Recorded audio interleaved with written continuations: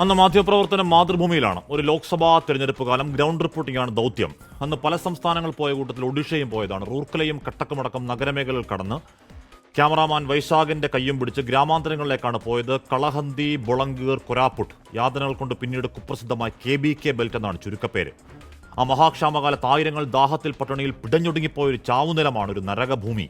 ആദിവാസി മേഖലയാണ്. ഞങ്ങളന്ന് പോകുമ്പോഴും കാര്യമായ മാറ്റങ്ങളില്ല. ഏതെങ്കിലും രാഷ്ട്രീയക്കാരൻ വോട്ട് ചോദിച്ചു പോലും അങ്ങോട്ടേക്ക് പോകാറില്ലാത്ത കാടും മേടും, വയറൊട്ടിയ മനുഷ്യർ, അഴുക്കുചാലിൽ പന്നികൾക്കൊപ്പം പുളയ്ക്കുന്ന കുഞ്ഞുങ്ങൾ.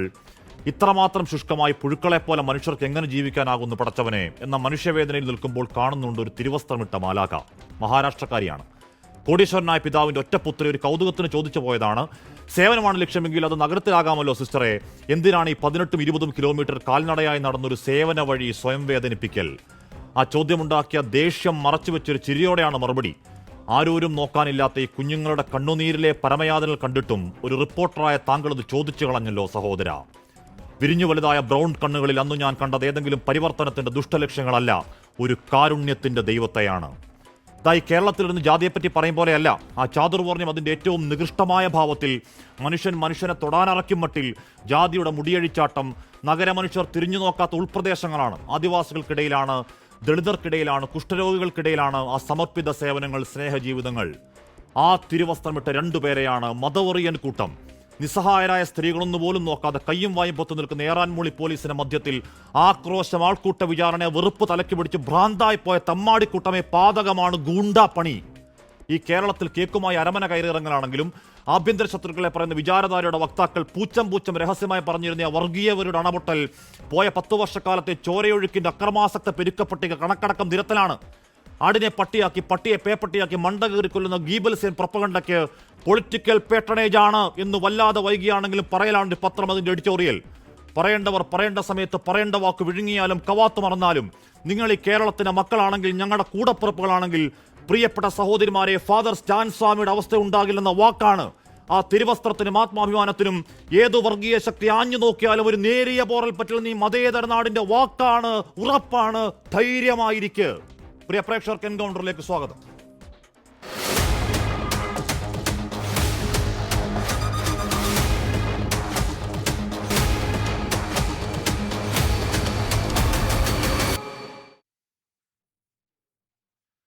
Shri John Brittas MP, Shri Roji M John MLA, Yuvaraj Gokul, Raiji Sijo, sister Preethi മേരിയുടെ സഹോദരിയാണ്, ഷൈജു ആന്റണി എന്നിവർ ചർച്ചയിൽ ചേരുന്നു. ആദ്യം ഞാൻ റൈജിയിലേക്ക് പോകുന്നു.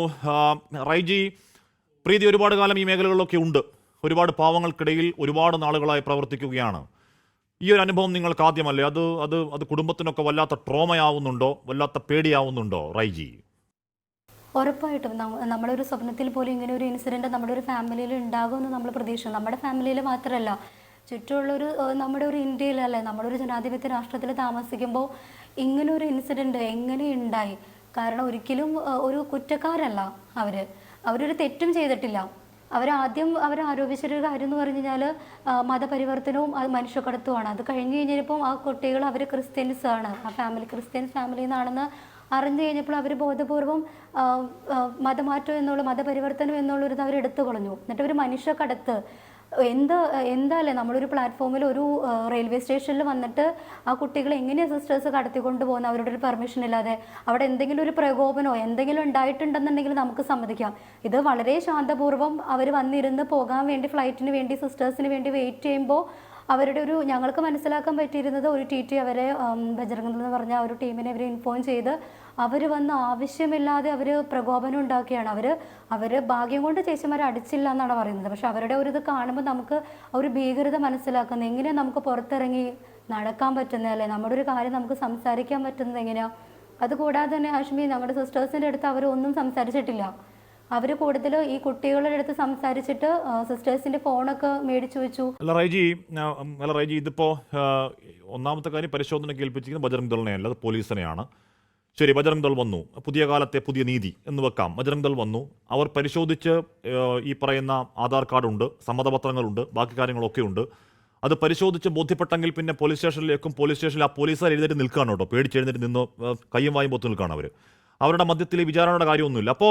അപ്പോൾ അകത്തേക്ക് അടയ്ക്കണം, ജയിലിൽ അടയ്ക്കണം എന്ന് തീരുമാനിച്ചുറപ്പിച്ച് വന്ന ഒരു ഹൂളിഗൻ സംഘമാണ് റൈജി.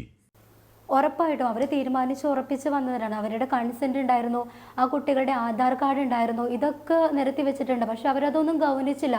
അതിൽ കൂടുതൽ നമുക്കൊരു വേദനാജനകമായിട്ടുള്ള കാര്യം എന്ന് പറഞ്ഞു കഴിഞ്ഞാൽ പോലീസ് വന്നിട്ട് ഈ പ്രവർത്തകരുടെ ഒരു ഇതനുസരിച്ച് അവരുടെ ഒരു ഇത് മനസ്സിലാക്കിക്കൊണ്ട് പ്രവർത്തിച്ച മാതിരി തോന്നി. കാരണം അറസ്റ്റ് ചെയ്യേണ്ട ഒരു കാര്യമില്ല. നമുക്കിപ്പോൾ നോക്കും, നമുക്കിപ്പോൾ ഇവിടെ ഒരു കേരളത്തിലാണെങ്കിൽ നമുക്കറിയാമല്ലേ, നമ്മുടെ വന്നു ആ ഒരു ഇൻസിഡൻറ്റ് ഉണ്ടായി അവരെ പ്രോപ്പറായിട്ടുള്ള നമ്മൾ ഡീറ്റെയിൽസ് എടുക്കും, അല്ലെങ്കിൽ നമ്മൾ വേണ്ടപ്പെട്ടവരെ വിളിക്കും, എന്തൊക്കെയോ കാര്യങ്ങൾ. ഇതൊന്നും ചെയ്യാതെ വേഗം കൊണ്ടുപോയി അവരെ കോടതിയിൽ ഹാജരാക്കി അവരെ ജയിലിൽ അടയ്ക്കുക എന്ന് പറയുന്നത് ഇവിടെ നടക്കുന്ന ഒരു കാര്യമാണ്? നമ്മുടെ ഇന്ത്യയിൽ ഇപ്പോൾ ഒരു ഇങ്ങനെയല്ലേ ഈ ഒരു സ്ഥലത്ത് നടക്കണ മാത്രം ഒരു കാര്യമാണ്. ഞാൻ എത്താം റൈജി. ജോൺ ബ്രിട്ടാസ് എം പി, നമ്മുടെ പോക്ക് എങ്ങോട്ടാണ് ആലോചിച്ച് നോക്കൂ. 2 സ്ത്രീകളാണെന്ന് പോലും നോക്കാതെ 2 സാധു സ്ത്രീകളെ ഇരുത്തി ആക്രോശമാണ്. ആ പറയുന്ന കൂടെയുള്ളവരുടെ തലക്കടിക്കലാണ്. പോലീസുകാർ കയ്യും വായും കെട്ടി നോക്കി നിൽക്കലാണ്. അത് കഴിഞ്ഞ് ഈ പറയുന്ന പേപ്പറൊക്കെ കാണിച്ചിട്ടും ഇല്ലാത്ത കുറ്റം, മതപരിവർത്തനമെന്നോ മനുഷ്യക്കടത്തുന്നോ എന്നൊക്കെ പറഞ്ഞുകൊണ്ട് ഗുരുതര കുറ്റങ്ങൾ ചുമത്തി ജയിലിലേക്ക് അടക്കലാണ്. ഈ കുട്ടികൾ എന്ന് പറഞ്ഞാൽ അങ്ങേക്കറിയാവുന്നതാണ് ഈ മേഖല. പാവം മനുഷ്യർ, എംപവേർഡല്ലാത്ത പേടിച്ചാൽ പേടിക്കുന്ന പരമസാധു മനുഷ്യരുള്ള മേഖലയാണ്. മൊഴി ഇവർക്കെതിരെ തിരിച്ച് ഈ കന്യാസ്ത്രീമാർക്ക് ഫാദർ സ്റ്റാൻസ്വാമിയുടെ വിധി ഉണ്ടാവില്ല എന്നിക്കാലത്ത് എന്തെങ്കിലും ഉറപ്പുണ്ടോ ശ്രീ ജോൺ ബ്രിട്ടാസ്? യഥാർത്ഥത്തിൽ എന്നെ അതിശയിപ്പിക്കുന്നത് ഇവർക്കെതിരെ നടത്തിയ ആക്രമണവും അതല്ലെങ്കിൽ ഇവരെ ജയിലിലടച്ചതുമല്ല. ഛത്തീസ്ഗഡ് മുഖ്യമന്ത്രി ഏതാനും മിനിറ്റുകൾക്ക് മുമ്പ് എക്സിൽ വന്നിട്ട്, സാമൂഹ്യ മാധ്യമ ചാനലിൽ വന്നിട്ട് ബജ്റാങ് ദൾ പ്രവർത്തകരെ അനുമോദിച്ചു. ഇവർ മതപരിവർത്തനവും മനുഷ്യക്കടത്തും നടത്തുകയായിരുന്നു, അതുകൊണ്ട് ഇവർ ഇതുപോലെ അപമാനിക്കപ്പെടേണ്ടത് ആയിരുന്നു എന്നുള്ള രീതിയിലുള്ള ഒരു ട്വീറ്റ് ചെയ്തിരിക്കുകയാണ്. അദ്ദേഹം പറഞ്ഞൊരു കാര്യമുണ്ട്. അതായത് ഒരു സംസ്ഥാനത്തിൻ്റെ മുഖ്യമന്ത്രിയാണ്. ഈ പെൺകുട്ടികൾക്ക് നേഴ്സിംഗ് പരിശീലനം വാഗ്ദാനം ചെയ്തു, ജോലിയും വാഗ്ദാനം ചെയ്തു. ജോലി ചെയ്യാൻ പോകുന്ന പെൺകുട്ടികളല്ലേ? അവിടെ ആഗ്രയിൽ എനിക്കറിയാ സ്ഥാപനം, ഒരു ഹോളി ഫാമിലി ആശുപത്രിയുണ്ട്. സ്വാഭാവികമായിട്ടും അവർക്ക് ഭാവിയിൽ ഒരു നഴ്സിംഗ് പരിശീലനം കൊടുക്കാമെന്ന് അഥവാ ആ കന്യാസ്ത്രീകൾ പറഞ്ഞാൽ തന്നെ എന്താണ് തെറ്റ്? ഇവരെ പട്ടിണി കിടന്ന് ചാകണോ? അതാണോ ഛത്തീസ്ഗഡ് മുഖ്യമന്ത്രി ആഗ്രഹിക്കുന്നത്? കേരളത്തിൽ നിന്ന് BJP-ക്കാർ അങ്ങോട്ട് പ്രതിനിധി സംഘത്തെ അയച്ചിട്ടുണ്ടല്ലോ. അവരോട് എത്തുന്നതിന് മുമ്പാണ് ഛത്തീസ്ഗഡ് മുഖ്യമന്ത്രി എക്സിൽ വന്നിട്ട് ഈ കന്യാസ്ത്രീകളെ അപമാനിച്ച് അവരെ ഇരുത്തി ആർപ്പ് വിളിച്ച് അസഭ്യവർഷം ചൊരിഞ്ഞ് അവരെ ജയിലിലടച്ചതിനെ ന്യായീകരിച്ചുകൊണ്ട് പരസ്യമായി രംഗത്തേക്ക് വന്നിരിക്കുന്നത്. ഇതാണ് എന്നെ ഏറ്റവും കൂടുതൽ അന്താളിപ്പിക്കുന്നത്. അതായത് ബജ്റാങ് ദൾ എന്നുള്ളത് ഛത്തീസ്ഗഡിൻ്റെ ഏറ്റവും ഔദ്യോഗികമായിട്ടുള്ള ഏജൻസിയാണെന്ന് അടിവരയിട്ടിരിക്കുന്നു. ഈ ഉത്തരേന്ത്യയിൽ നടക്കുന്ന അക്രമങ്ങളെക്കുറിച്ച് ഞാൻ നിരവധി തവണ പാർലമെൻറ്റിൽ പറഞ്ഞിട്ടുണ്ട്. കഴിഞ്ഞ പാർലമെൻറ്റ് സെഷനിൽ ഞാൻ എഴുന്നേറ്റ് നിന്ന് BJP ബെഞ്ചുകളിലേക്ക് വിരൽ ചൂണ്ടി പറഞ്ഞൊരു കാര്യമുണ്ട്. ഈ ബെഞ്ചുകളിൽ ഇരിക്കുന്നത് എമ്പുരാന്മാരാണ്. കേരളത്തിലെ അരമനകളിൽ കേക്കുമായി കയറിയിറങ്ങും. കേരളത്തിൽ മാതാവിനെ കിരീടം വെച്ച് കൊടുക്കും. മുനമ്പത്ത് കപട വാഗ്ദാനങ്ങൾ നൽകും. പക്ഷേങ്കിൽ ഉത്തരേന്ത്യയിൽ ആകമാനം ക്രൈസ്തവരെ ആക്രമിക്കുന്നു. ഞാനതിന് കണക്ക് പറഞ്ഞു. 2024 834 അതിക്രമങ്ങളാണ് ക്രൈസ്തവ സ്ഥാപനങ്ങൾക്കെതിരെ നടന്നിരിക്കുന്നത്. എത്രയോ പള്ളികൾ കത്തിക്കുന്നു. കന്യാസ്ത്രീ വേഷം ധരിച്ച് ഒരാൾക്ക് ഉത്തരേന്ത്യയിലെ സുരക്ഷിതമായി യാത്ര ചെയ്യാൻ പറ്റാത്ത ഒരവസ്ഥയാണ്. ഭരണഘടന നൽകുന്ന മൗലിക അവകാശങ്ങൾ, ഭരണഘടന 16, 19, 25, 26 ഏത് വകുപ്പെടുത്ത് നോക്കിക്കൊള്ളൂ, ഈ വകുപ്പുകളുടെ നഗ്നമായ ലംഘനമാണ് അവിടെ നടന്നിരിക്കുന്നത്. പാവപ്പെട്ട 2 കന്യാസ്ത്രീകൾ ദുർഗ് റെയിൽവേ സ്റ്റേഷനിൽ വന്നിറങ്ങുന്നു. ഞാൻ അതിൻ്റെ സാഹചര്യങ്ങളും അവിടെ നടന്നിട്ടുള്ള കാര്യങ്ങളെല്ലാം അവിടെ വിളിച്ച് ഞാൻ ശേഖരിച്ചു. ആ 2 കന്യാസ്ത്രീകൾ ഈ പെൺകുട്ടികളെ കണ്ടിട്ടില്ല. ഈ 3 പെൺകുട്ടികൾ ഈ കന്യാസ്ത്രീകളോടൊപ്പം ആഗ്രയിലേക്ക് പോകാൻ വേണ്ടി അവിടെ വന്നു, ഒരു പെൺകുട്ടിയുടെ സഹോദരനോടൊപ്പം. അപ്പോൾ അവർക്ക് പ്ലാറ്റ്ഫോം ടിക്കറ്റ് ഉണ്ടായിരുന്നില്ല. അപ്പോൾ അവിടെ ഉള്ള TT ഉൾപ്പെടെ ചോദിച്ചു, നിങ്ങൾ പ്ലാറ്റ്ഫോം ടിക്കറ്റ്? അപ്പോൾ പ്ലാറ്റ്ഫോം ടിക്കറ്റിൻ്റെ ആവശ്യമില്ല, ഞങ്ങളുടെ ടിക്കറ്റ് ഈ കന്യാസ്ത്രീകളുടെ കയ്യിലുണ്ട് എന്ന് പറഞ്ഞു. അപ്പോൾ തന്നെ കന്യാസ്ത്രീകളുടെ കയ്യിലുണ്ട് എന്ന് പറഞ്ഞപ്പോൾ തന്നെ TT എന്ത് ചെയ്തു? ബജ്റാങ് ദൾ പ്രവർത്തകരെ വിളിച്ചു. ബജ്റാങ് ദൾ പ്രവർത്തകരുടെ അകമ്പടിയോടുകൂടിയാണ് ഈ കന്യാസ്ത്രീകളെ, ഈ പെൺകുട്ടികളെ ഒരുമിച്ച് ചേർത്തത്. നോക്കുക, അവിടെ ഇരുത്തി അസഭ്യവർഷങ്ങൾ കൊണ്ട്, അതായത് 100 കണക്കിന് ആൾക്കാർ അവരുടെ ചുറ്റും വളഞ്ഞു. പോലീസ് നിഷ്ക്രിയരായി. ബജ്റാങ് ദൾ പറയുന്ന പോലെ തന്നെ അവർ ചെയ്തു. ഇന്ത്യ എന്നുള്ള ജനാധിപത്യ രാജ്യത്ത് മതനിരപേക്ഷതയുള്ള തുല്യതയുള്ള മൗലികാവകാശങ്ങളുള്ള ഒരു രാജ്യത്ത് നടന്ന ദൗർഭാഗ്യകരമായ ഒരു സംഭവത്തെക്കുറിച്ചാണ് ഞാൻ പറയുന്നത്. ഇത് ഒറ്റപ്പെട്ട സംഭവമല്ല.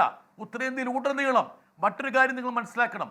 ഉത്തരേന്ത്യയിൽ BJP ഭരിക്കുന്ന എല്ലാ സംസ്ഥാനങ്ങളിലും ഈ പറയുന്ന മതപരിവർത്തന നിരോധന നിയമം എന്ന് പറഞ്ഞ സാധനം കൊണ്ടുവന്നിട്ടുണ്ട്. നിങ്ങൾ ആ നിയമത്തിൻ്റെ വകുപ്പുകൾ നോക്കുക. UAPA 2024 ഉത്തർപ്രദേശ് അവരുടെ മതപരിവർത്തന നിരോധന നിയമം ഭേദഗതി ചെയ്തു. UAPA-ക്കാളും കടുപ്പമാക്കി. അതായത് ഏതെങ്കിലും ആളെ മതപരിവർത്തനം ചെയ്തു എന്നുള്ളൊരു ആക്ഷേപം ആ വ്യക്തിക്കോ കുടുംബാംഗങ്ങൾക്കോ ബന്ധുക്കൾക്കോ മാത്രം പോരാ. അഥവാ ഏതെങ്കിലും ഒരു തേർഡ് പാർട്ടി മൂന്നാമതൊരാൾ, അതായത് ഗാസിയാബാദിൽ ഒരാളെ മതപരിവർത്തനത്തിന് വിധേയമാക്കിയെന്ന് അലഹബാദിൽ ഇരുന്ന ഒരാൾ പരാതി കൊടുത്താൽ പോലീസ് അവരെ അറസ്റ്റ് ചെയ്ത് കൊണ്ടുപോകും. ഇത് 1 വർഷം മുമ്പ് ജൂലൈയിൽ ബറേലി കോടതിയിൽ ഒരു വിധിയുണ്ട്. 2 പേരുടെ വീട്ടിൽ ബൈബിൾ വെച്ചു എന്ന കാരണാൽ അവരെ മാസങ്ങളോളം ജയിലിലടച്ചു. ബറേലി കോടതി അത്ഭുതപ്പെട്ടു. ബറേലി കോടതി പറഞ്ഞു ഈ നടപടിയെടുത്ത പോലീസുകാരെ ശിക്ഷിക്കണമെന്ന്.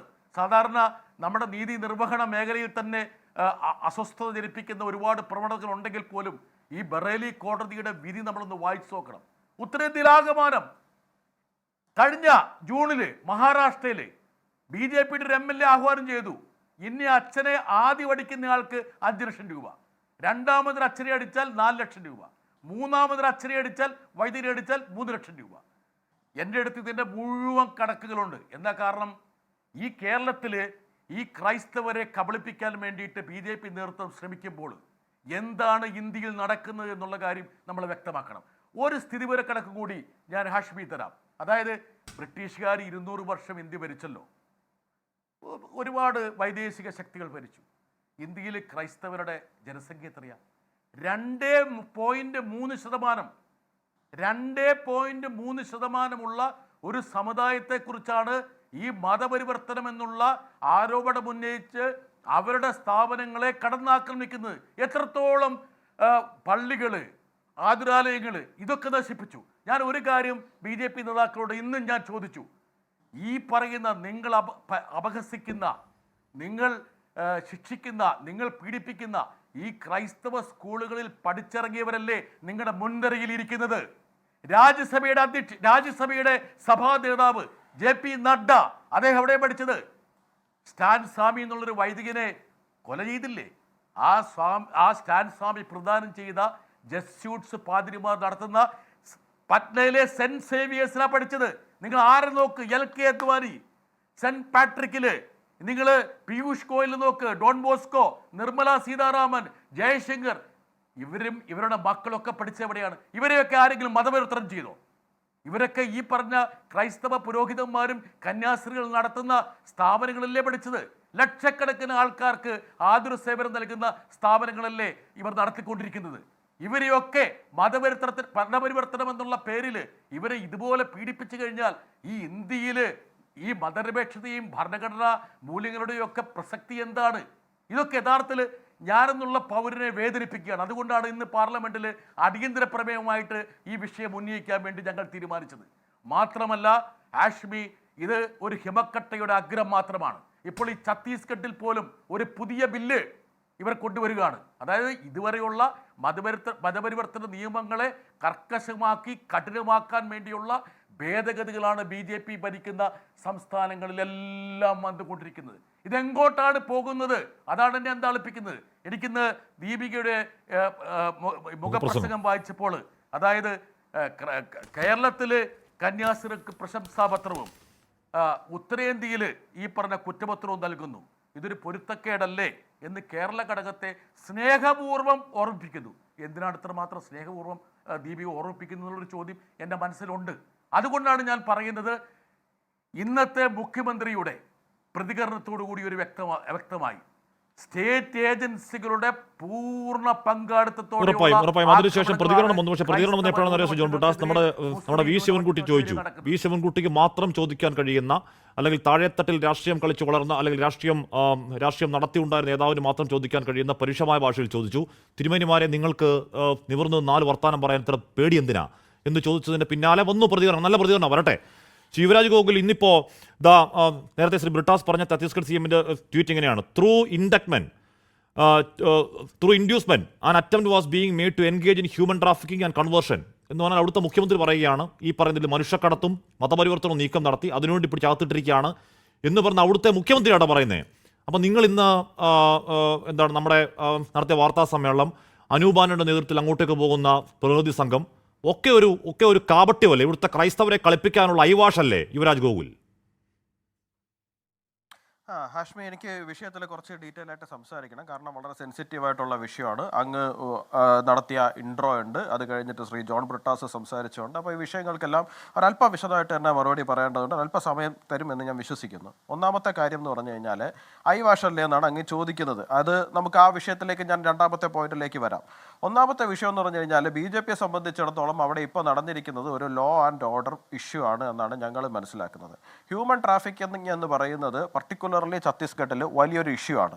2009 നാഷണൽ ഹ്യൂമൻ റൈറ്റ്സ് കമ്മീഷന്റെ റിപ്പോർട്ട് പ്രകാരം ആ ഒരു വർഷത്തിൽ മാത്രം 1433 പെൺകുട്ടികളാണ് മിസ്സിംഗ് ആയിരിക്കുന്നത് ഈ പറയുന്ന മാവോയിസ്റ്റ് അഫക്റ്റഡ് ആയിട്ടുള്ള 17 വില്ലേജുകളിൽ നിന്ന് മാത്രം. സ്വാഭാവികമായിട്ടും അവിടുത്തെ റെയിൽവേ സ്റ്റേഷനിൽ 3 പെൺകുട്ടികൾ, അതും പ്രായപൂർത്തിയാത്ത പെൺകുട്ടികൾ ഒറ്റയ്ക്ക് നിൽക്കുന്ന സമയത്ത് തീർച്ചയായിട്ടും അവിടെ ചോദ്യം ഉണ്ടാവും. ഇത്തരത്തിലൊരു വിഷയം അവിടെ നിൽക്കുന്നത് കൊണ്ട് തന്നെ കേരളത്തിലെ സാഹചര്യം ആയിരിക്കണമെന്നില്ല.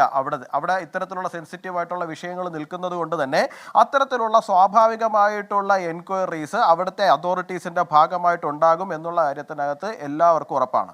രണ്ടാമത്തെ കാര്യം എന്ന് പറയുന്നത് ഈ പെൺകുട്ടികൾ എവിടെ നിന്നുള്ളവരെന്നാണ്. അവർ അബുംജ്മാത് എന്ന് പറയുന്ന ഒരു പ്രദേശത്ത് നിന്നാണ്. 4000 സ്ക്വയർ കിലോമീറ്റർ ഉള്ള ഒരു ഫോറസ്റ്റ് മേഖലയാണ്. ഏതാണ്ട് ഗോവയുടെ സൈസ് വരുന്ന ഒരു പ്രദേശമാണ് ഈ സംസ്ഥാനത്തിന്റെ അകത്ത് വരുന്ന ഒരു പ്രദേശം എന്ന് പറയുന്നത്. ആ പ്രദേശം എന്ന് പറയുന്നത് ഹൈലി മാവോയിസ്റ്റ് ഇൻഫെക്റ്റഡ് ആയിട്ടുള്ള ഒരു പ്രദേശമാണ്. കഴിഞ്ഞ വർഷം ഈ കുറച്ച് നാളുകൾക്ക് മുമ്പാണ് 38 മാവോയിസ്റ്റുകളെ അവിടെ വെടിവെച്ച് കൊല്ലുന്ന സാഹചര്യം ഉണ്ടായിട്ടുള്ളത്. അപ്പോൾ അവിടെ നിന്ന് വരുന്ന പെൺകുട്ടികളായതുകൊണ്ടാണ് അത് കുറച്ചുകൂടിയും സീരിയസ് ആയിട്ട് ആ വിഷയത്തിനെ അഡ്രസ്സ് ചെയ്തിരിക്കുന്ന സാഹചര്യം ഉണ്ടായിരിക്കുന്നത്. അപ്പോൾ തീർച്ചയായിട്ടും ആ പെൺകുട്ടികളോട് ചോദിക്കുന്ന സമയത്ത് ഇനിഷ്യലി ആ പെൺകുട്ടികളിൽ ഒരാൾ പറയുന്നു ഞാൻ എൻ്റെ സ്വന്തം ഇഷ്ടപ്രകാരം അല്ല പോകുന്നതെന്ന് പറയുന്നു. അത്തരത്തിലുള്ള വിഷയങ്ങൾ ഉണ്ടാകുന്നു. അപ്പോൾ ഹ്യൂമൻ ട്രാഫിക്കിംഗ് ഇത്രയും വലിയ വിഷയമായി നിൽക്കുന്ന ഒരു സംസ്ഥാനത്തിനെ സംബന്ധിച്ചിടത്തോളം സ്വാഭാവികമായിട്ട് അവിടെ ഇടപെടലുകൾ ഉണ്ടാവും. ഇനി ഈ പറയുന്ന കന്യാസ്ത്രീകളുടെ ഭാഗത്ത് നിന്ന് ന്യായമുണ്ട് എന്നുണ്ടെങ്കിൽ, അവർ നിരപരാധികളാണ് എന്നുണ്ടെങ്കിൽ, അവർ ഈ പറയുന്ന അവരുടെ തുടക്കത്തിലുള്ള മൊഴികളിൽ എല്ലായിടത്തും പൊരുത്തക്കേടുകളുണ്ട്. പിന്നീട് കഴിഞ്ഞ ഒരു 24 മണിക്കൂർ 48 മണിക്കൂറുകൾ കൊണ്ടാണ് ഈ പറയുന്ന മൊഴികളെ എല്ലാത്തിനെയും ക്രോഡീകരിച്ച് ഏതാണ്ട് ഒരേപോലുള്ള മറുപടികളാക്കി കൊണ്ടുവരാൻ വേണ്ടിയിട്ടുള്ള കൃത്യമായിട്ടുള്ള ഒരു പരിശ്രമം ഉണ്ടായിരിക്കുന്നത്. തുടക്കത്തിൽ ഇതിനകത്ത് അങ്ങോട്ടും ഇങ്ങോട്ടും വ്യത്യാസങ്ങൾ ഉണ്ടായിരുന്നു എന്നുള്ള കാര്യം നിങ്ങൾ വെറുതെ ഈ വിഷയത്തെക്കുറിച്ചിട്ട് ഗൂഗിളിലൊന്ന് സെർച്ച് ചെയ്ത് കഴിഞ്ഞാൽ തന്നെ വിവിധ മാധ്യമങ്ങൾ റിപ്പോർട്ട് ചെയ്തിരിക്കുന്നതിനും പിന്നെ ആ വാർത്തകൾ മുക്കിയിരിക്കുന്നതുമായിട്ടുള്ള സംഭവങ്ങളിൽ നിന്ന് തന്നെ വ്യക്തമാകുന്ന ഒരു കാര്യമാണ്. ഇനി രണ്ടാമത്തെ കാര്യം, ശ്രീ ജോൺ ബ്രിട്ടാസ് ഇവിടെ മതപരിവർത്തന നിയമം BJP കൊണ്ടുവന്നതിനെ കുറിച്ച് പറഞ്ഞു. അങ്ങേ ഞാൻ വിനീതമായിട്ട് ഓർമ്മിപ്പിക്കുകയാണ്. അങ്ങയുടെ മുന്നണിയുടെ ഭാഗമായി നിൽക്കുന്ന കോൺഗ്രസ് ആണ് 1967 ഇന്ത്യയിൽ ആദ്യമായിട്ടൊരു മതപരിവർത്തന നിയമം കൊണ്ടുവരുന്നത്. അത് ഒഡീഷയിലാണ് കൊണ്ടുവരുന്നത്. മധ്യപ്രദേശിൽ അത് വളരെ മുമ്പ് തന്നെ നിലനിൽക്കുന്നുണ്ടായിരുന്നു. മധ്യപ്രദേശിൽ നിന്ന് മാറിയാണ് ഛത്തീസ്ഗഡ് എന്ന് പറയുന്ന സംസ്ഥാനം ഉണ്ടാകുന്നത്. ആ ഛത്തീസ്ഗഡ് എന്ന് പറയുന്ന സംസ്ഥാനം ഉണ്ടാകുമ്പോൾ അവിടെ ആദ്യമായിട്ട് ഭരണത്തിൽ വരുന്ന അജിത് ജോഗിയുടെ നേതൃത്വത്തിലുള്ള കോൺഗ്രസ് സർക്കാരാണ് വരുന്നത്. ആ കോൺഗ്രസ് സർക്കാരിന് വേണമെങ്കിൽ ആ മതപരിവർത്തന നിയമം വേണ്ടാന്ന് വെക്കാമായിരുന്നു. പക്ഷേ വേണ്ടാന്ന് വെക്കുന്നതിന് പകരം അതിനെ കുറച്ചുകൂടി ശക്തമാക്കി അത് മുമ്പോട്ട് കൊണ്ടുപോകാനാണ് അവർ തയ്യാറായിരിക്കുന്നത്. ഇനി അങ്ങ് ശ്രീ ജോൺ ബ്രിട്ടാസ് കുറച്ച് കണക്കുകളെ കുറിച്ചിട്ടൊക്കെ പറഞ്ഞു. കണക്കുകൾ അങ്ങേ എനിക്ക് തിരിച്ചും ഓർമ്മിപ്പിക്കാനുണ്ട് എന്ന് ഞാൻ പറയുകയാണ്. ഒന്ന്, voice of the മാർട്ടിസ്, Canada base ചെയ്തിട്ടുള്ള ഒരു മീഡിയ ആണ്. അവരുടെ റിപ്പോർട്ട് അനുസരിച്ചിട്ട് പറയുന്നത് എന്താണ്, ചൈനയിൽ നടന്നിരിക്കുന്ന ക്രിസ്ത്യൻ പേഴ്സിക്യൂഷനെ കുറിച്ചിട്ടാണ് അവർ പറയുന്നത്.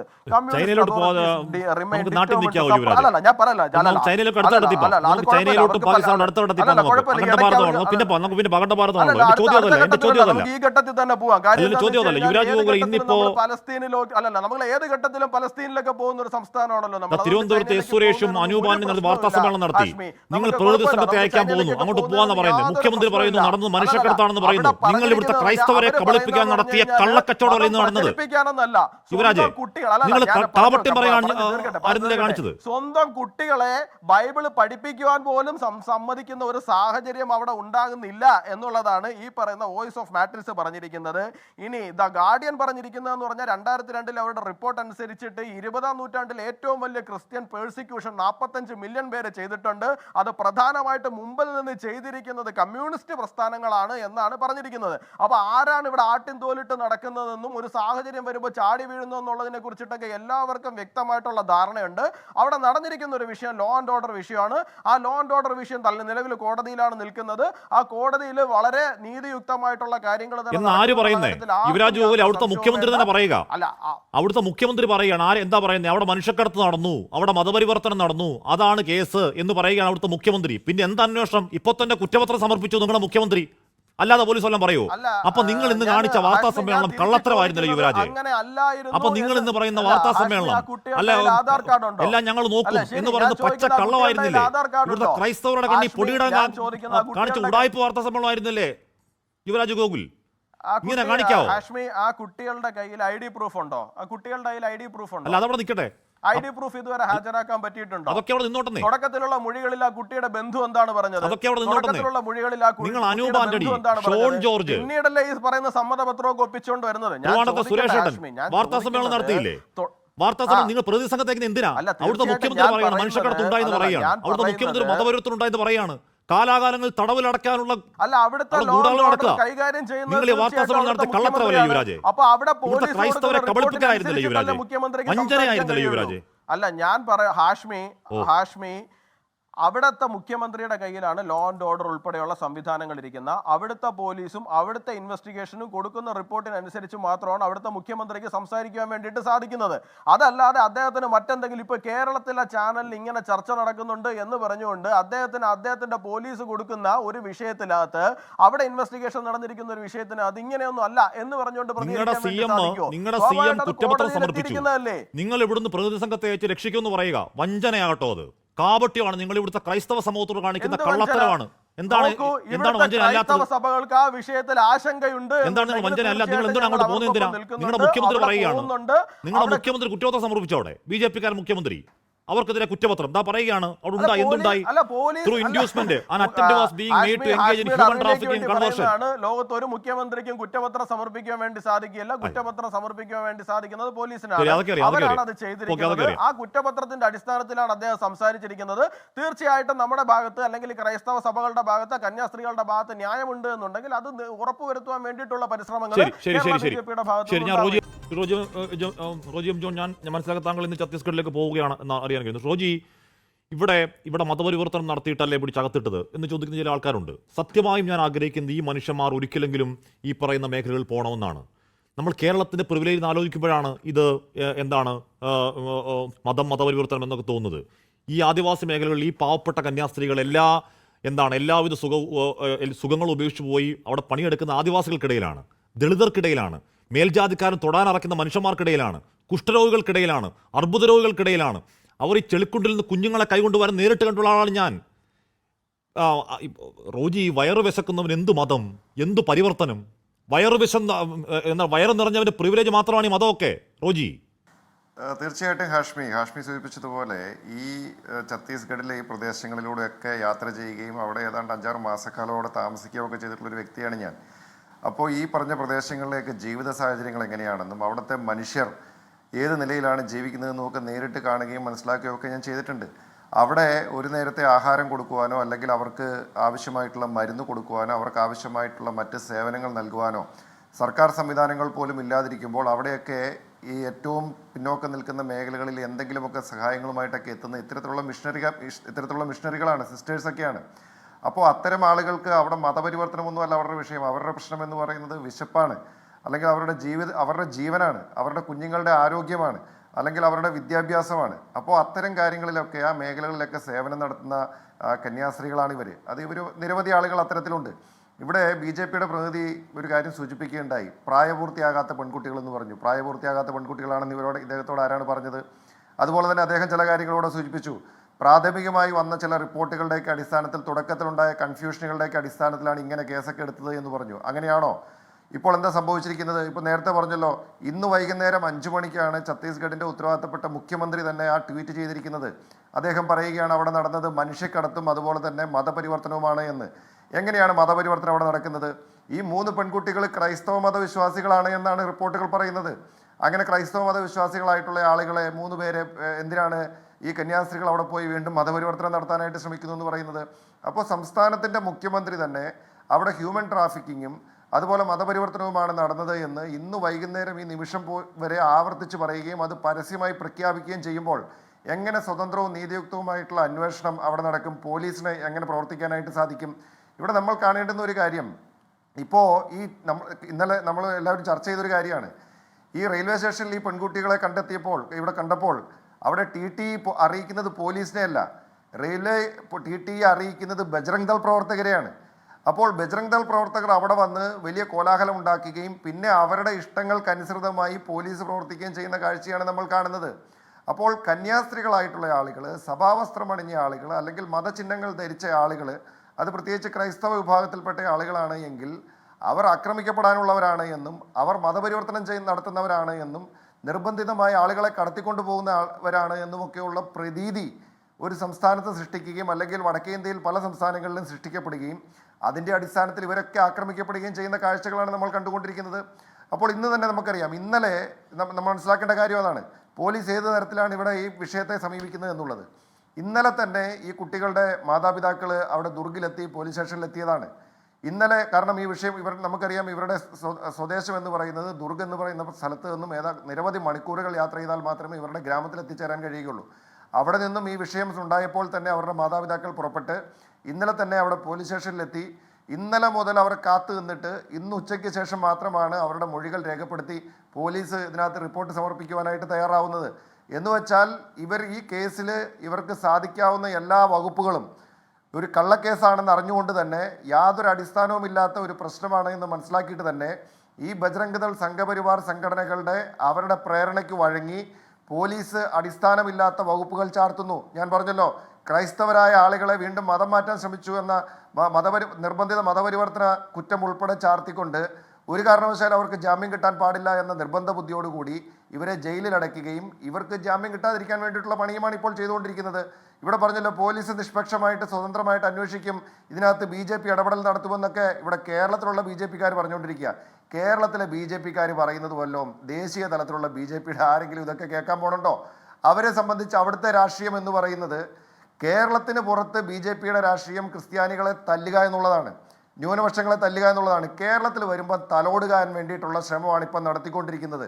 അപ്പോൾ ഇവിടെ BJPയുടെ നേതാക്കൾ ഞങ്ങൾ അവിടെ പ്രതിനിധി സംഘം പോകുന്നു, ഞങ്ങളിപ്പോൾ അവിടെ പോയി അത് ചെയ്യും ഇത് ചെയ്യുമെന്നൊക്കെ പ്രഖ്യാപിച്ചപ്പോഴാണ് ഈ മുഖ്യമന്ത്രി ഇന്ന് വൈകുന്നേരം 5 മണിക്ക് ഇത്ര കൃത്യമായി രൂക്ഷമായ ഭാഷയിൽ ഈ കന്യാസ്ത്രീകളെ വിമർശിക്കുകയും അല്ലെങ്കിൽ ഈ ബജ്രംഗ് ദൾ പ്രവർത്തകരെ അഭിനന്ദിക്കുകയും പോലീസിന് കൊടുത്തിരിക്കുന്ന കൃത്യമായ ഡയറക്ഷൻ കൂടിയാണ്.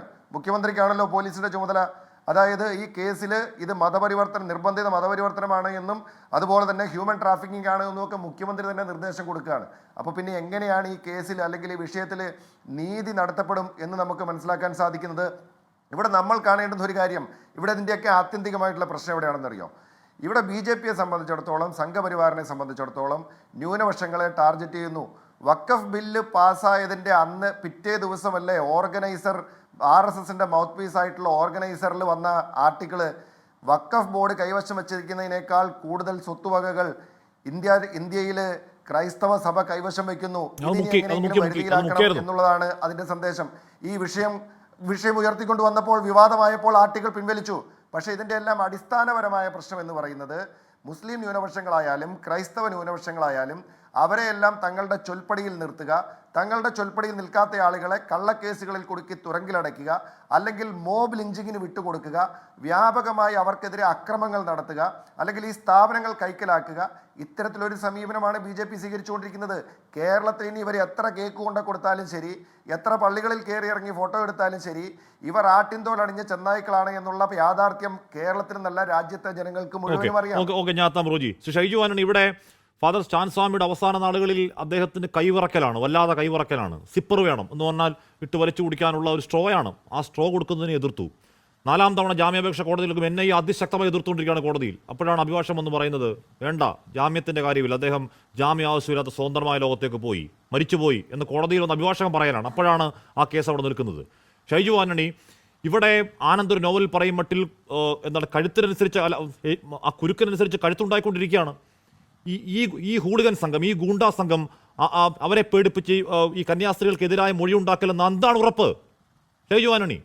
ഹാഷ്മി, എനിക്ക് ആദ്യം തന്നെ ഒരു കാര്യം പറയാനുള്ളത്, BJPയുടെ പ്രതിനിധി യുവരാജ് ഗോകുൽ കേരളത്തിലെ ക്രിസ്ത്യാനികളെ വീണ്ടും വീണ്ടും അപമാനിക്കുകയാണ്. ഏറ്റവും ആദ്യം ഏറ്റവും കുറഞ്ഞത് അതെങ്കിലും നിങ്ങൾ നിർത്തണം. നിങ്ങൾ ഇവിടെ നിന്ന് പോയിട്ടുള്ള, ഇവിടെ ജനിച്ചു വളർന്ന ഈ കന്യാസ്ത്രീമാരെ, ആ കന്യാസ്ത്രീയുടെ സഹോദരി ഇവിടെ ഇരിക്കുന്നുണ്ട്. ഞാൻ പറഞ്ഞത് അവരെ അറിയാവുന്ന ആളുകളാണ് ഇവിടെ ചുറ്റിനും ഇരിക്കുന്നത്. അവരെക്കുറിച്ചാണ് നിങ്ങൾ പറയുന്നത് മനുഷ്യക്കടത്ത് നടത്തി, മതപരിവർത്തനം നടത്തി എന്നൊക്കെ നിങ്ങൾ പറയുന്നത്. ഏറ്റവും ആദ്യം ഏറ്റവും കുറഞ്ഞത്, നിങ്ങൾ വലിയ സഹായമൊന്നും ചെയ്യണ്ട, ഏറ്റവും കുറഞ്ഞത് ഇവിടുത്തെ ക്രിസ്ത്യാനികളെ അപമാനിക്കാതിരിക്കുക എങ്കിലും ചെയ്യണം. ശ്രീ യുവരാജ് ഗോകുൽ ആദ്യം പറഞ്ഞത് ഇവർ പ്രായപൂർത്തിയാകാത്ത പെൺകുട്ടികളാണ്. റോജി വളരെ കൃത്യമായി പറഞ്ഞു, അവർ പ്രായപൂർത്തിയായവരാണ്. രണ്ടാമത്തെ കാര്യം, പ്രാഥമിക ഘട്ടത്തിൽ വന്ന വാർത്തകൾ വേറെയായിരുന്നു. ആരാണ് പ്രാഥമിക ഘട്ടത്തിൽ അവരെ ചോദ്യം ചെയ്തതെന്ന് യുവരാജന് അറിയാമോ? അക്രമികളായ ഒരു സംഘം ആളുകളാണ്, ഒരാൾക്കൂട്ടമാണ്. ഈ ആൾക്കൂട്ടത്തെ റെയിൽവേ സ്റ്റേഷന്റെ പ്ലാറ്റ്ഫോമിൽ നിൽക്കുന്ന ആളുകളെ ചോദ്യം ചെയ്യാൻ ഏൽപ്പിച്ചത് ആരാണ് യുവരാജ്? ഇത് ഏത് രാജ്യത്താണ് ഇങ്ങനെ സംഭവിക്കുന്നത്? ഒരാൾക്കൂട്ടം വന്ന് ഇവരോട് ചോദിക്കുന്നു, നീ അവിടെ നിന്ന് വന്നോ, നീ ഇവിടെ നിന്ന് വന്നോ, നിന്റെ കയ്യിൽ സമ്മതപത്രം ഉണ്ടോ? അവരെന്തെങ്കിലൊക്കെ പറഞ്ഞു കാണും. യുവരാജ് പറയണം, ആരാണ് ഈ ആൾക്കൂട്ടത്തെ ഏർപ്പാടാക്കുന്നത്? ഒരു കന്യാസ്ത്രീ വരുന്നു എന്ന് കണ്ട് 10-100 ആൾക്കൂട്ടം അലറിയടുക്കാൻ വേണ്ടി കാത്തു നിൽക്കുകയാണ്. ആ ആൾക്കൂട്ടത്തിന്റെ ചോദ്യം ചെയ്യലിന്റെ മുന്നിൽ, ആൾക്കൂട്ടത്തിന്റെ മുമ്പിൽ ആധാർ കാർഡ് കാണിക്കണമെന്നാണോ യുവരാജ് പറയുന്നത്? ഒരാൾക്കൂട്ടവും വന്ന് ചോദിച്ചാൽ ആധാർ കാർഡ് കാണിക്കേണ്ട കാര്യമില്ല യുവരാജ്.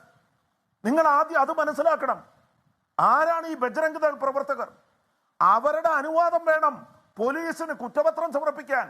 അവരുടെ അനുവാദം വേണം പോലീസിന് ആ പെൺകുട്ടികളുടെ മാതാപിതാക്കളുടെ മൊഴിയെടുക്കാൻ.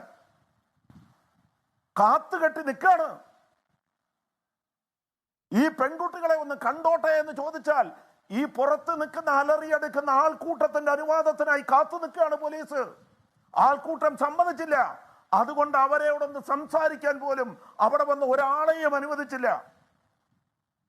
ആൾക്കൂട്ടം നിയന്ത്രിക്കുന്ന ഒരു ഭരണകൂടമാണ് അവിടെ. അവിടെയാണ് പ്രശ്നം. അടിസ്ഥാന പ്രശ്നം അതാണ്. ശ്രീ യുവരാജ്, നിങ്ങൾ ആദ്യം അതിനുത്തരം പറയണം. എങ്ങനെയാണ് ബജ്രംഗ് ദൾ പ്രവർത്തകർക്ക് വഴിയിൽ കൂടി നടക്കുന്ന ഒരു കന്യാസ്ത്രീയെയോ വഴിയിൽ കൂടി നടക്കുന്ന ഒരു പെൺകുട്ടിയെയോ ആൺകുട്ടിയെയോ ചോദ്യം ചെയ്യാനാവുക എന്ന് നിങ്ങൾ ഉത്തരം പറയണം. പോലീസല്ലേ ചോദ്യം ചെയ്യേണ്ടത്? നിങ്ങളാണോ ചോദ്യം ചെയ്യുക? ആരാണ് നിങ്ങൾ? നിങ്ങൾ എന്താണ് ധരിച്ചു വച്ചിരിക്കുന്നത്? ഈ നാട്ടിൽ മതേതരത്വം എന്നൊരു സാധനം ഇനി ഒരിക്കലും ഉണ്ടാകരുത് എന്ന് നിങ്ങൾ ആഗ്രഹിക്കുന്നുണ്ട്. അതുകൊണ്ടാണ് നിങ്ങൾ ഇങ്ങനെ ചെയ്യുന്നത്. നിങ്ങൾ എന്തുകൊണ്ടാണ് ഇങ്ങനെ ചെയ്യുന്നതെന്ന് ചോദിച്ചാൽ, നിങ്ങളുടെ ജനറൽ സെക്രട്ടറി ദത്താത്രേയ ഹൊസബലെ പറഞ്ഞത് എന്താണ്? സെക്യുലറിസം എന്ന പദം ഇന്ത്യയുടെ ഭരണഘടനയിൽ നിന്ന് നീക്കം ചെയ്യണമെന്ന് ആവശ്യപ്പെട്ടു. നിങ്ങളുടെ ഒരു MP ഉണ്ടായിരുന്നല്ലോ, രാകേഷ് സിൻഹ, രാജ്യസഭയിൽ ഒരു പ്രമേയം അവതരിപ്പിച്ചില്ലേ, സെക്യുലറിസം എന്ന പദം നീക്കണമെന്ന് ആവശ്യപ്പെട്ട്. അപ്പോ നിങ്ങളുടെ പ്രശ്നം മതേതരത്വമാണ്. നിങ്ങളുടെ പ്രശ്നം ഈ കന്യാസ്ത്രീമാർ സേവനം ചെയ്യുന്ന ഇടങ്ങളാണ്. നിങ്ങളുടെ പ്രശ്നം, നിങ്ങൾ നേരത്തെ പറഞ്ഞില്ലേ, കുറെ ദൂരെയാണ്, അവിടെ മുഴുവൻ കാടുകളാണ്. ആ കാടുകളിൽ മാവോയിസ്റ്റുകൾ മാത്രമല്ല, ആ കാടുകളിൽ കുറെ മനുഷ്യർ ജീവിക്കുന്നുണ്ട്. ആ മനുഷ്യർക്ക് വിശക്കുന്നുണ്ട്. ആ മനുഷ്യർക്ക് രോഗങ്ങൾ വരുന്നുണ്ട്. നിങ്ങളത് തിരിച്ചറിയാറില്ല. ഇവിടെ നിന്ന് പോകുന്ന ഈ പാവപ്പെട്ട മിഷണറിമാരുണ്ടല്ലോ, അവരത് തിരിച്ചറിയുന്നുണ്ട്. നിങ്ങളൊന്ന് ആലോചിച്ച് നോക്കണം. ഈ കന്യാസ്ത്രീ ഒരു ക്വാളിഫൈഡ് നേഴ്സാണ്. ഈ കേരളത്തിൽ നല്ല ഒന്നാം തരം ആശുപത്രികളുണ്ട്. സഭയ്ക്ക് തന്നെ ഉണ്ടല്ലോ ഷൈജു ആന്റണി. ഞങ്ങൾ സഭയ്ക്ക് തന്നെ ഉണ്ടല്ലോ. ഒരു ജോലി കിട്ടാനാണോ പാട്? അവർക്ക് പുറത്തൊരു ജോലി കിട്ടാനാണോ പാട്? അവർ പോയി കുഷ്ഠരോഗികളെ കൈകൊണ്ടുപോകേണ്ട കാര്യമുണ്ടോ? അവരുടെ ഉള്ളിലെ നന്മയല്ലേ? പോട്ടെ, അത് നന്മ മനസ്സിലാവുന്നവർക്കല്ലേ നന്മ മനസ്സിലാവൂ. അവരുടെ ഉള്ളിലെ നന്മയാണ്. എക്സാക്ട്ലി. അല്ല, ഞാൻ പറഞ്ഞത് ആ നന്മ മനസ്സിലാക്കുന്നവർക്കല്ലേ നന്മ മനസ്സിലാവൂ ഷൈജു ആന്റണി. ഉള്ളിൽ വെറി പൂത്ത് നടക്കുന്ന മനുഷ്യന്മാർക്ക് എങ്ങനെ നന്മ മനസ്സിലാവാനാണ്? ഞാൻ അങ്ങനെയൊക്കെ എത്തും. ജോൺ ബ്രിട്ടാസ്, ഇവിടെ ഈ രാത്രി പേടിയാവുന്നുണ്ട്. കാര്യം അതിനകത്ത് കിടക്കുന്നത് നമ്മുടെ 2 സഹോദരിമാരാണ്. ആ രണ്ട് സഹോദരിമാർ ഈ രാത്രി അവിടെ കിടക്കുകയാണ്. അവിടുത്തെ മുഖ്യമന്ത്രി പറയുന്നു അവർ മനുഷ്യക്കടത്തിന്റെ ആൾക്കാരാണ്, അവർ മതപരിവർത്തനത്തിന്റെ ആൾക്കാരാണ്. FIR വരുന്നുണ്ട്, ഗുരുതര വകുപ്പുകളാണ്. ശ്രീ ജോൺ ബ്രിട്ടാസ്, നമുക്കെന്താണ് സംസ്ഥാനം എന്നുള്ള നിലയ്ക്ക് ചെയ്യാൻ കഴിയുക? ഹാഷ്മി, അതായത് ഇപ്പം ഞാൻ നിങ്ങളുടെ ഫോണിലേക്ക് ഛത്തീസ്ഗഡിൽ നിന്ന് കിട്ടിയ 2 FIRകൾ അയച്ചിട്ടുണ്ട്. അതായത് ആദ്യം ഒരു FIR ഫയൽ ചെയ്തു, അത് കഴിഞ്ഞ് രണ്ടാമത്തെ FIR ഫയൽ ചെയ്തു. ഈ 2 FIR തമ്മിലുള്ള വൈരുദ്ധ്യം കാരണമാണ് കോടതിയിലേക്ക് പോകാൻ പറ്റാത്തൊരവസ്ഥ വന്നത്. മാത്രമല്ല, ഈ പറയുന്ന പെൺകുട്ടികളുടെ കുടുംബാംഗങ്ങളുടെ മൊഴികൾ പൂർണ്ണമായിട്ടും റെക്കോർഡ് ചെയ്യാൻ വേണ്ടി പോലീസ് വൈകി. അതല്ലെങ്കിൽ ഇന്ന് ജാമ്യത്തിന് വേണ്ടി ഇവർ സമീപിക്കേണ്ടതാണ്. അങ്ങനെ ആ ജാമ്യം മുടക്കാൻ വേണ്ടി ബോധപൂർവം വേണ്ടി പോലീസ് ചെയ്ത ഒരു പരിപാടിയാണ്. ഇപ്പോൾ വൈകുന്നേരം ഛത്തീസ്ഗഡ് മുഖ്യമന്ത്രിയുടെ പ്രസ്താവന വന്നുകൂടിയിട്ട് സ്വാഭാവികമായിട്ടും പോലീസിനും നീതി നിർവഹണ ഏജൻസികൾക്കൊക്കെ നൽകാൻ പോകുന്ന സന്ദേശം എന്താണെന്നുള്ള കാര്യം വളരെ വ്യക്തമായി. എന്നെ ഏറ്റവും കൂടുതൽ അതിശയിപ്പിച്ചത് BJPയുടെ പ്രതിനിധിയുടെ ഉദ്ദേശം ഛത്തീസ്ഗഡിലെ ബജ്റാന്തൽ പ്രവർത്തകർ നടത്തിയതിനെ ന്യായീകരിക്കലാണോ അതെയോ കേരളത്തിലെ BJP നേതാക്കൾ നടത്തിയ പത്രസമ്മേളനത്തിനെ പിന്തുണയ്ക്കലാണോ? ഇതിലേതെങ്കിലും ഒരു പൊസിഷൻ എടുക്കണമല്ലോ. രണ്ടും തമ്മിൽ ഒരുപാട് വൈരുദ്ധ്യമുണ്ട്. അദ്ദേഹം പറഞ്ഞൊരു കാര്യമുണ്ട്. ഒന്ന് ചൈനയെക്കുറിച്ചൊക്കെ പറഞ്ഞു. ചൈന എൻ്റെ BJP സ്നേഹിത, എൻ്റെ മാതൃരാജ്യം ഇന്ത്യയാണ്. ഇന്ത്യ എനിക്ക് നൽകുന്ന ചില അധികാരങ്ങളുണ്ട്, അത് ഇന്ത്യൻ ഭരണഘടനയാണ്. അതേക്കുറിച്ചാണ് ഞാൻ ഉത്കണ്ഠപ്പെടുന്നത്. ചൈനയുമായിട്ട് BJP ഗവൺമെൻറ്റിന് നല്ല ബന്ധമല്ലേ? നിങ്ങളുടെ പ്രധാനമന്ത്രിയല്ലേ അവിടെ പോയിട്ട് ഷീ ജിൻപിങ്ങിനെയൊക്കെ ആശ്ലേഷിക്കുകയൊക്കെ ചെയ്യുന്നത്? എത്ര പ്രാവശ്യം നിങ്ങൾ പോയിരിക്കുന്നു ഇപ്പോൾ അടുത്ത് തന്നെ. അപ്പോൾ അതൊക്കെ മാറ്റി വെക്കുക. അവിടെ എന്തെങ്കിലും പ്രശ്നമുണ്ടെങ്കിൽ അവർ കൈകാര്യം ചെയ്യട്ടെ. ഇനി അഥവാ നിങ്ങൾക്ക് കൂടുതൽ അലോസരമുണ്ടെങ്കിൽ ഇന്ത്യ എന്നുള്ള രാജ്യം അതിനോട് പ്രതിഷേധിക്കട്ടെ, നമ്മളും കൂടാ നിങ്ങളുടെ കൂടെ. അത് വിട്ടേക്ക്. അദ്ദേഹം പറഞ്ഞൊരു കാര്യം എനിക്ക് ഭയങ്കര ഷോക്കായി. അതായത് മാവോയിസ്റ്റുകളുടെ സാന്നിധ്യം, അതായത് പെൺകുട്ടികളെ കാണാതെ പോകുന്നു. ആഗ്രയിൽ നിന്ന് വന്ന ഈ പാവപ്പെട്ട 2 കന്യാസ്ത്രീകൾ ഈ പെൺകുട്ടികളെ തട്ടിക്കൊണ്ട് പോകാൻ വന്നതാണോ? മനുഷ്യക്കടത്തിന് വന്നതാണോ? അതായത് പാവപ്പെട്ട 2 കന്യാസ്ത്രീകൾ. ഈ കന്യാസ്ത്രീ, ഒരു കന്യാസ്ത്രീ എൻ്റെ നാട്ടുകാരിയാണ്. അതായത് കണ്ണൂർ ജില്ലയിൽ ഉദയഗിരിയിലുള്ള ഒരു കന്യാസ്ത്രീയാണ്. അവരുടെ വീട്ടുകാരെയൊക്കെ എനിക്കറിയാം. അവരെത്രയോ കാലമായിട്ട് ഇവിടെ ആതുര രംഗത്ത് പ്രവർത്തിക്കുന്ന ആൾക്കാരാണ്. അപ്പോൾ ഇവർ മാവോയിസ്റ്റുകളാണോ? അങ്ങനെയാണ് നിങ്ങൾ പറയണം. അതായത് ഈ കന്യാസ്ത്രീകളൊക്കെ മാവോയിസ്റ്റുകളാണ്, അല്ലെങ്കിൽ കന്യാസ്ത്രീ വസ്ത്രം ധരിച്ച് മാവോയിസ്റ്റുകൾക്ക് വേണ്ടിയിട്ട് പെൺകുട്ടികളെ തട്ടിക്കൊണ്ടു പോകാൻ നിയോഗിക്കപ്പെട്ടവരാണെന്ന് നിങ്ങൾ പറയണം. നിങ്ങൾ പറഞ്ഞാൽ എനിക്ക് അത്ഭുതമില്ല. എന്താ കാരണം അറിയോ? സ്റ്റാൻ സ്വാമി എന്ന് പറഞ്ഞ ആ വന്ധ്യ വയോധികനായ ആ പാതിരിയെ നിങ്ങൾ അർബൻ നക്സലൈറ്റ് ആയിട്ടാണ് മുദ്രകുത്തിയത്. അങ്ങനെ മുദ്രകുത്താൻ കഴിയുന്ന നിങ്ങൾക്ക് ഈ കന്യാസ്ത്രീകളെ മാവോയിസ്റ്റുകളായിട്ട് ചിത്രീകരിക്കുന്നതിൽ എനിക്ക് അത്ഭുതമില്ല. ഇനി വേറൊന്നും കൂടെ നോക്കാം. ഞാനിതിൻ്റെ ക്രൊണോളജി മുഴുവൻ പരിശോധിച്ച് നോക്കിയതാണ്. അതായത് ഈ റെയിൽവേ സ്റ്റേഷനിൽ വെച്ച് ഇവരെ ആൾക്കൂട്ട വിചാരണയ്ക്ക് ഇരയാക്കുന്നു. ഈ പെൺകുട്ടികൾക്ക് പ്രായപൂർത്തിയായതാണെന്നും പെൺകുട്ടികളുടെ കയ്യിൽ കട്ടായി പോയിട്ടോ. ഇല്ല, കേൾക്കാം. ബ്രിട്ടാസ് പറഞ്ഞോളൂ. കേൾക്കാം. ആ ശരി, ഞാൻ ബ്രിട്ടാസിലേക്ക് വരാം, അത് ശരിയാക്കുമ്പോഴേക്കും. ശ്രീമതി റൈജി, ഇവിടെ കുറേ അധികം കാലങ്ങളായി കേൾക്കുന്നുണ്ട്. ഇപ്പോൾ UCF അടക്കം ഈ പറയുന്ന ആവർത്തിക്കുന്ന ഈ പറയുന്ന പെരുക്കപ്പെട്ടിയുടെ കണക്കുകൾ പറയുന്നുണ്ട്. ഓരോ വർഷം 2014 മുതൽ 24 വരെയുള്ള ഈ പറയുന്ന വർഷങ്ങൾ, 10 വർഷ കാലയളവിൽ കൂടിക്കൂടി വരുന്ന 5-6 മിനിറ്റ് കൂടിക്കൂടി വരുന്ന ഇതിൻ്റെ കണക്കുകളൊക്കെ പറയുന്നുണ്ട്. പ്രീതി അല്ലെങ്കിൽ സിസ്റ്റർ പ്രീതി വീട്ടിലേക്ക് എത്തുമ്പോൾ അവിടെ മാറി വരുന്ന സാഹചര്യങ്ങളെ പറ്റി നിങ്ങളോടൊക്കെ പറയാറുണ്ടോ? വീട്ടിലെത്താറുണ്ടെന്നാണ് എൻ്റെ അറിവ്. അങ്ങനെ പറയാറുണ്ടായിരുന്നോ? ഉറപ്പായിട്ടും ഇവിടെ ഞങ്ങളുടെ സിസ്റ്റേഴ്സ്, ചേച്ചി ആദ്യമൊക്കെ വരുമ്പോൾ പറയുമായിരുന്നു, ചേച്ചിയാണെങ്കിൽ മിഷണറി പ്രവർത്തനത്തിന് ഇറങ്ങിയിട്ടുള്ളതാണ്, നേഴ്സാണ്. അതുകൊണ്ട് കൂടുതലും നമ്മൾ ഹോസ്പിറ്റലിലാണ് ആൾ വർക്ക് ചെയ്യുന്നത്. അങ്ങനെയുള്ള മഠത്തിലാണ് അവരുടെ മഠത്തിലാണ് ചേച്ചി കൂടുതലായിട്ട് വർക്ക് ചെയ്തുകൊണ്ടിരുന്നത്. അപ്പോൾ എന്ന് വെച്ച് കഴിഞ്ഞാൽ ആദ്യമൊന്നും ഇങ്ങനത്തെ ഒരു സംഭവങ്ങളൊന്നും നമ്മുടെ അടുത്ത് പറയില്ലായിരുന്നു. ചേച്ചിക്കാണെങ്കിൽ ആർത്രൈറ്റീസ് ഉണ്ട്, അതുകൊണ്ട് ഇവിടെ ഒരു ഷേണൈസ് ഹോസ്പിറ്റലിൽ ട്രീറ്റ്മെൻറ്റിലാണ് ആൾ. ഇപ്പോൾ 6 മന്ത് കൂടുമ്പോൾ അതിൻ്റെ റിവ്യൂവിന് വേണ്ടി വരും. അപ്പോൾ ഈ കുറച്ച് നാളുകൾക്ക് ശേഷമൊക്കെ വരുമ്പോൾ ആളിങ്ങനെ ഫോണിലൊക്കെ ഇങ്ങനെ കാണിച്ചു തരും, ഇപ്പോൾ അവിടെ കൂടുതൽ പ്രശ്നങ്ങളായിക്കൊണ്ടിരിക്കുക, ഞങ്ങൾക്ക് കുറച്ചും കൂടി ഒരു ഫ്രീഡം, സ്വാതന്ത്ര്യമൊന്നും ഇല്ലാതായിക്കൊണ്ടിരിക്കുക, പുറത്തിറങ്ങാനൊക്കെ ഒരു ചെറിയ പേടിയുണ്ട്. അതുകൂടാതെ അവിടുത്തെ വേറെ അച്ഛന്മാരും സിസ്റ്റേഴ്സൊക്കെ നേരിടുന്ന കുറേ കാര്യങ്ങളൊക്കെ ഞങ്ങൾക്ക് കാണിച്ചു തരുമായിരുന്നു.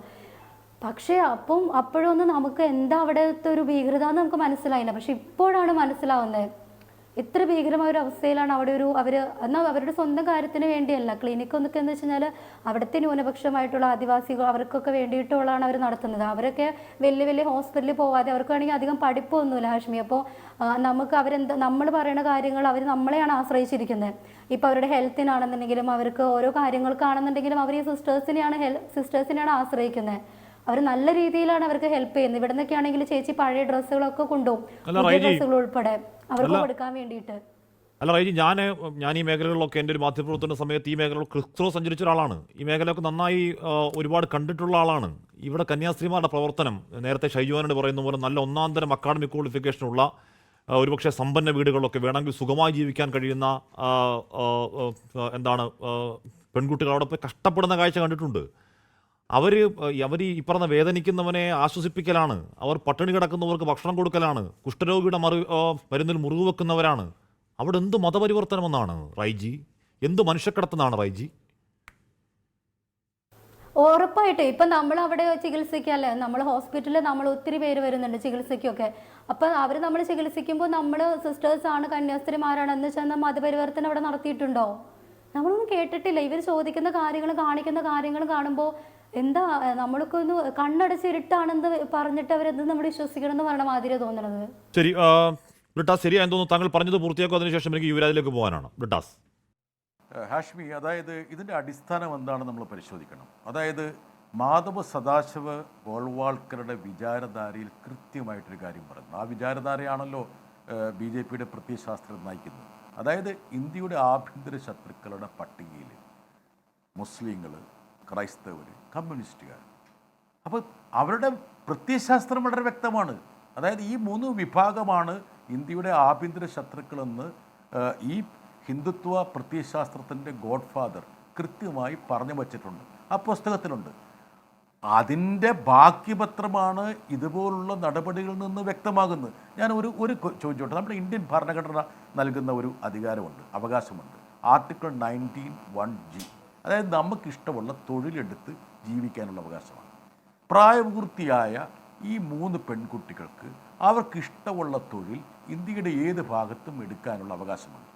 അപ്പോൾ ഇവർ ഒരു മഠത്തിൽ, അതായത് അടുക്കള ജോലിക്കോ അല്ലെങ്കിൽ നേഴ്സിംഗ് സഹായികളായിട്ടോ അതല്ലെങ്കിൽ ആതുര സേവന രംഗത്ത് പ്രവർത്തിക്കാൻ വേണ്ടിയിട്ടോ ഏത് രൂപത്തിൽ പോകാൻ അവർക്ക് അവകാശമുണ്ടല്ലോ. അത് തടയാൻ ഇവർക്കെന്താ അവകാശം എന്ന്? അതായത് ബജ്രാന്തറിലാണോ ഇന്ത്യ ഭരിക്കുന്നത്? അതായത് ഞാൻ എങ്ങോട്ട് പോകണം? 2 നിങ്ങളുടെ സഞ്ചാര സ്വാതന്ത്ര്യം. 3 തുല്യത. നിങ്ങൾക്ക് മതസ്വാതന്ത്ര്യം. നിങ്ങൾക്ക് ഇഷ്ടമുള്ള വിശ്വാസം നിങ്ങൾക്ക് പ്രാക്ടീസ് ചെയ്യാനും പ്രൊഫസ് ചെയ്യാനും ഉള്ള അവകാശം ഇന്ത്യൻ ഭരണഘടന നിങ്ങൾക്ക് നൽകിയിട്ടുണ്ട്. എൻ്റെ വിശ്വാസം എനിക്ക് പറയാം. ഇതൊക്കെ ഇന്ത്യൻ ഭരണഘടന നൽകുന്ന അവകാശങ്ങളാണ്. ഇതൊക്കെ തടയാൻ വേണ്ടിയിട്ട് ഇവരെ ആരാണ് ചുമതലപ്പെടുത്തിയത്? പിന്നെ ഞാൻ വീണ്ടും ചോദിച്ചൊരു കാര്യമുണ്ട്. അതായത് ഈ 2 കന്യാസ്ത്രീകളാണോ ഛത്തീസ്ഗഡിലെ പെൺകുട്ടികളെ കടത്തിക്കൊണ്ട് പോകുന്നത്? ഏതെങ്കിലും ഒരു ദൃഷ്ടാന്തം ഇവർക്ക് പറയാൻ പറ്റുമോ? അതായത് ഛത്തീസ്ഗഡിൽ അദ്ദേഹം ഒരു കണക്ക് പറഞ്ഞു, 1500 പെൺകുട്ടികളെ കാണാതെ പോയി എന്നുള്ളത്. എനിക്കറിയില്ല, ആ കണക്കിൻ്റെ സോഴ്സ് എനിക്കറിയില്ല. ആ 1500 പെൺകുട്ടികളിൽ ഏതെങ്കിലും ഒരു പെൺകുട്ടിയെ ഏതെങ്കിലും ഒരു കന്യാസ്ത്രീ എപ്പോഴെങ്കിലും തട്ടിക്കൊണ്ടു പോയെന്ന് എവിടെയെങ്കിലും ഒരു FIR ഉണ്ടോ? അതൊന്നുമില്ല. അപ്പോൾ എന്താ കാരണം? ഇവർ തീരുമാനിക്കുകയാണ്. ഇപ്പം നേരത്തെ അദ്ദേഹം പറഞ്ഞ പോലെ ഈ കുട്ടികൾക്ക് പ്രായപൂർത്തിയായിട്ടില്ല എന്ന് 3500 കിലോമീറ്റർ അപ്പുറത്തിരുന്നു കൊണ്ട് അദ്ദേഹം വിധി എഴുതുകയാണ്. അദ്ദേഹത്തിൻ്റെ നേതാക്കന്മാർ അവിടെ പത്രസമ്മേളനം നടത്തിയത് അങ്ങനെയല്ല. ഇനി അവർ ഒരു ജോലിക്ക് പോകുമ്പോൾ അവരുടെ മാതാപിതാക്കളുടെ സമ്മതപത്രവും കൊണ്ട് വാങ്ങി. എന്താ കാരണം അറിയോ? ഇപ്പോഴത്തെ കലുഷിതമായിട്ടുള്ള ഇന്ത്യൻ സാഹചര്യത്തിൽ സ്വാഭാവികമായിട്ടും ഈ കന്യാസ്ത്രീകൾ ആ ഒരു സമ്മതപത്രം കൂടി വാങ്ങി.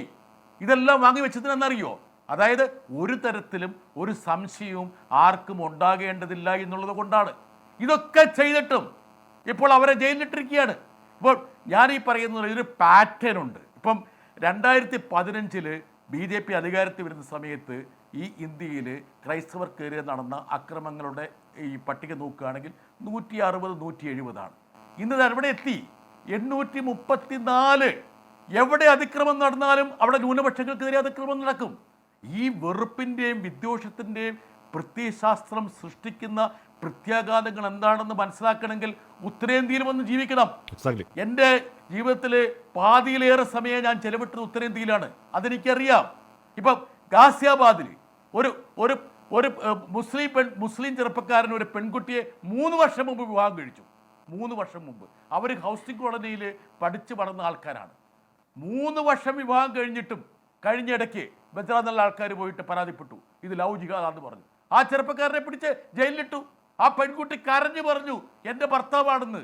അങ്ങനെ എത്രയോ ദൃഷ്ടാന്തങ്ങൾ എനിക്ക് വേണം പറഞ്ഞു തരാൻ പറ്റും.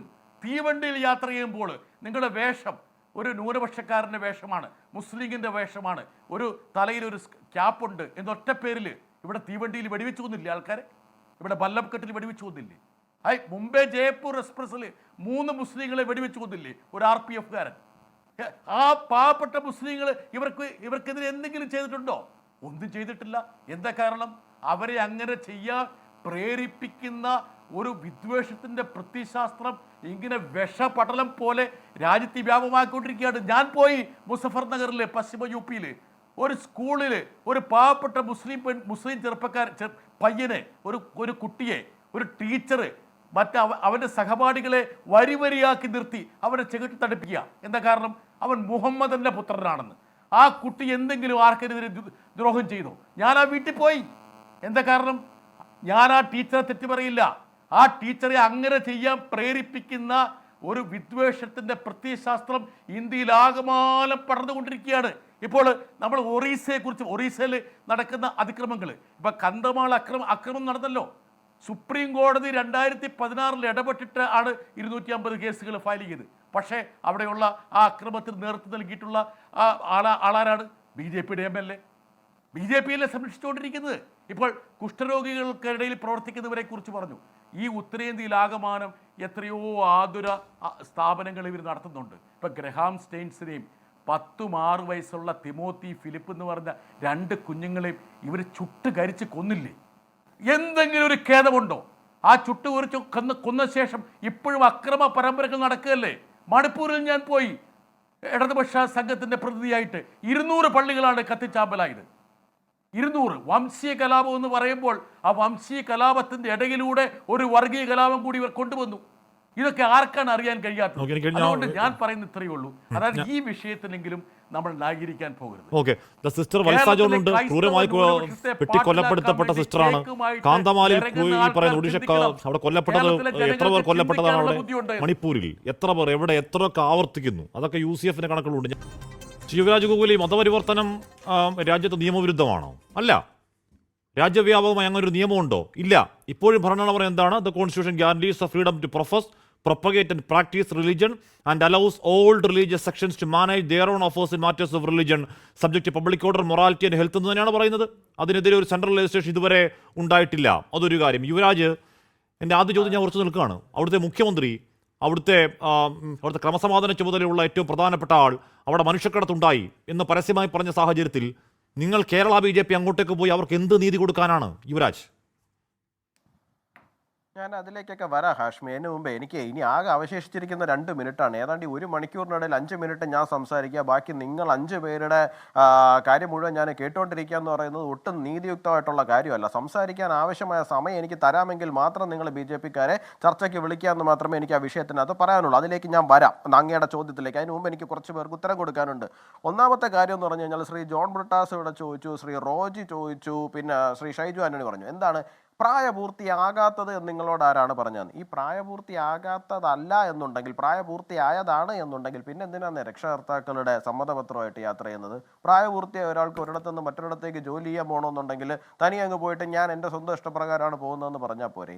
പിന്നെ എന്തിനാണ് ഈ രക്ഷകർത്താക്കളുടെ സമ്മതപത്രവും കൊണ്ടുപോകുന്നത്?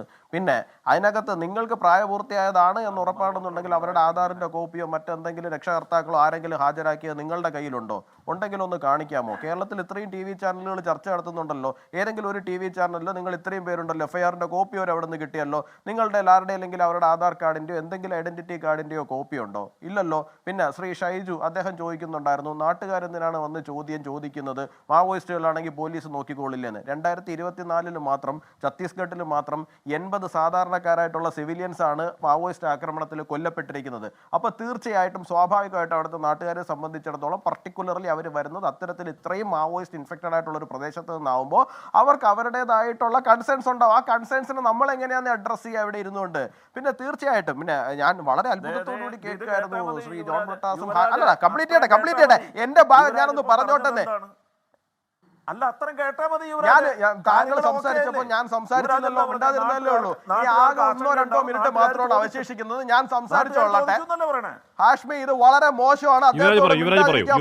ഭാഗമാണ് ഞാൻ സംസാരിച്ചോളൂ. യുവരാജ് പറയും. യുവരാജിൽ പറഞ്ഞ ചോദ്യങ്ങൾ ഇടപെടാതിരിക്കുന്നത് നമ്മുടെ അവസാന മിനിറ്റുകളായതുകൊണ്ടാണ്. യുവരാജ് പറഞ്ഞോളൂ. ഇന്ത്യയിൽ കുറച്ച് നാളുകളായിട്ട് ഉണ്ടായിട്ടുള്ള ചില സംഭവങ്ങളെ കുറിച്ചിട്ട് പറയുന്നുണ്ടായിരുന്നു. ഞാൻ അത്ഭുതത്തോടുകൂടി നോക്കുമായിരുന്നു. നിങ്ങൾ എപ്പോഴെങ്കിലും പാൽഘാറിൽ 2 ഹിന്ദു സന്യാസിമാരെ CPM-ന്റെ MLA ഉള്ള ഒരു സ്ഥലത്ത് വെച്ചിട്ട് ജനക്കൂട്ടം തല്ലിക്കൊല്ലുകയും അവിടെ പോലീസ് നോക്കി നിൽക്കുകയും ചെയ്യുന്ന സമയത്ത് ആ വിഷയത്തെ കുറിച്ചിട്ട് നിങ്ങൾ ആരെങ്കിലും പരാമർശിക്കുമോ നോക്കുമായിരുന്നു? ഇല്ല.